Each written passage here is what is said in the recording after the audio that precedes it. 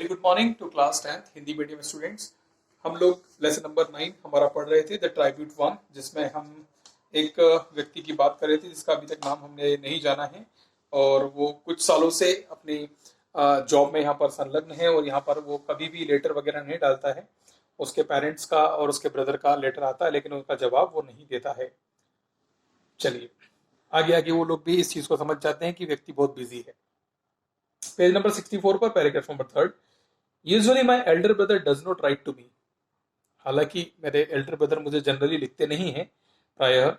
He does not need anything from me, उन्हें मुझसे कोई भी आवश्यकता कोई भी जरूरत नहीं है। He has never sought a token from me in view of his concern for me as an elder brother. अपने एल्डर ब्रदर होने पर, अपने बड़े भाई होने पर भी उन्होंने मुझसे एक फुटी कोड़ी भी नहीं ली है, कुछ भी मुझसे नहीं लिया है। In those days when I was a student, the only thing that he inquired about was my well-being. मैंने अपने जब मैं छोटा था उसमें सिर्फ मुझसे इतना जानना चाहते थे, मेरे स्वास्थ्य के बारे में, मेरे वेलबींग, कुशल क्षेम मुझसे जानना चाहते थे। During my stay at home, he would catch fish for me from the pond behind our house and would ask his wife to prepare a good dish for I loved fish. ठीक है, जब मैं घर पर हुआ करता था तब मेरे बड़े भैया मेरे लिए हमारे घर के पीछे बने हुए तालाब में जाकर वहां से मछलियां पकड़ के लाते थे और उनकी वाइफ मतलब मेरी भाभी को कहते थे कि आज मछलियां बनाना उसे पसंद है, बिकॉज मैं मछलियां खाना बहुत पसंद करता था। When the catch was scanty, the dish would be prepared exclusively for me.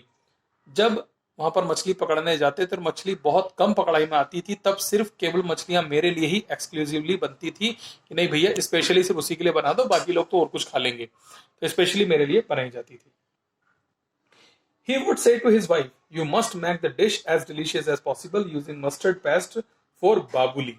अब इसका नाम दिया है, उसका नाम है बाबुली। तो यहाँ पर वो कहता है कि वो अपनी वाइफ को मतलब मेरी भाभी से कहते थे कि बहुत अच्छी डेलिशियस, बहुत ही स्वाद वाली डिश बनाना और उसमें क्या करना, मस्टर्ड पेस्ट मतलब सरसों का पेस्ट बना करके डालना बाबुली के लिए।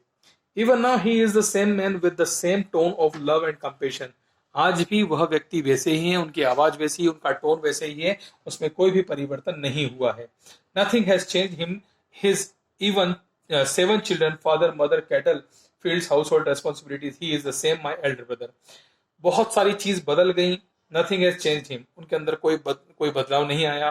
His 7 children, उनके पास उनके बच्चे हैं 7, उनके माता पिता मतलब हमारे माता पिता, केटल मवेशी जानवर, फील्ड्स खेत हैं, हाउस होल्ड रिस्पॉन्सिबिलिटीज पूरे घर की रिस्पॉन्सिबिलिटीज है। He is the same my elder brother, लेकिन फिर भी क्या है, वो मेरे एल्डर ब्रदर ही है, मेरे बड़े भाई ही है। Paragraph number 4, I handled the letter carefully. मैंने उस लेटर को बहुत केयरफुली पढ़ा। He had asked me to come home. उन्होंने उसमें मुझसे कहा था कि तुम घर आ जाओ। सम फ्यूड हैड क्रॉप्ड अप। कुछ प्रॉब्लम्स यहाँ पर खड़ी हो गई हैं, कुछ दिक्कतें यहाँ पर आ रही हैं। The 2 sisters in law had quarreled। दोनों भाभियां जो हैं, देवरानी जेठानी जो हैं, वो लड़ रही हैं। मतलब बाबुली की एक बड़े भाई भी हैं और एक उनसे मतलब एक बीच वाले भैया भी हैं। Our paddy fields, the cottage and all the movables and immovables were to be divided into 3 parts amongst us। उन्होंने बोला कि हमारे जो पेडी फील्ड्स हैं, हमारे जो चावल के खेत हैं, कॉटेज है हमारा जो रहने का घर है, और खेत खलियान, जो भी हमारा चल अचल संपत्ति है, उसका 3 भागों में डिवाइड होना तय किया गया। माई प्रेजेंस वॉज इंडिस्पेंसेबल। मेरी उपस्थिति नगण्य नहीं होना चाहिए, मेरी उपस्थिति वहां पर जरूरी है। Page number 65, it was my second brother who was so particular and adamant about the division। मेरा जो सेकंड ब्रदर है, छोटा भाई है, वो बहुत ज्यादा चाहता है कि यहाँ पर जल्दी से जल्दी क्या हो जाए, बंटवारा हो जाए। उस डिवीजन के पीछे वो पड़ा हुआ है। He wanted it any cost, और उसे अपना हिस्सा जो है किसी भी कीमत पर चाहिए। I finished reading the letter। मैंने लेटर फिनिश करा। I cold sweat drenched me। मेरे अंदर से ठंडा पसीना बह निकला। I felt helpless and orphaned। मैं असहाय और अनाथ महसूस कर रहा था। A sort of despair haunted me for a long time। मेरे अंदर ऐसा एक झुंझुनी सी, सनसनी सी अंदर आ गई थी। ऐसा मुझे लग रहा था कि अब बिल्कुल मैं अकेला रह गया हूं और हम अलग अलग हो रहे हैं। Quite relentlessly I tried to drive them away, yawning helplessly in a chair। फिर भी मैंने उसे आगे चलाने का प्रयास करा और चेयर पर बैठते हुए मैंने यॉर्निंग किया, मतलब मैं जम्हाई ले रहा था। In the evening, when I told my wife about the partition that was to take place, I found her totally unperturbed. मैंने जब शाम को अपनी वाइफ से कहा कि पार्टीशन होने वाला है, तब उन्होंने वहां पर उसे टोटली अनपर्टर्ब्ड कहा, उसको कोई फर्क नहीं पड़ा कि हाँ ठीक है, होना चाहिए।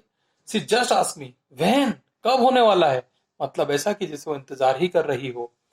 As if she was all prepared and waiting for this event to take place, और जैसा कि वो इस घटना के घटित होने का रास्ता ही देख रही हो, ऐसा उसने चौंक करके मुझसे पूछा। इन अ वीक्स टाइम आई सेड, मैंने कहा कि इसी हफ्ते में हो सकता है।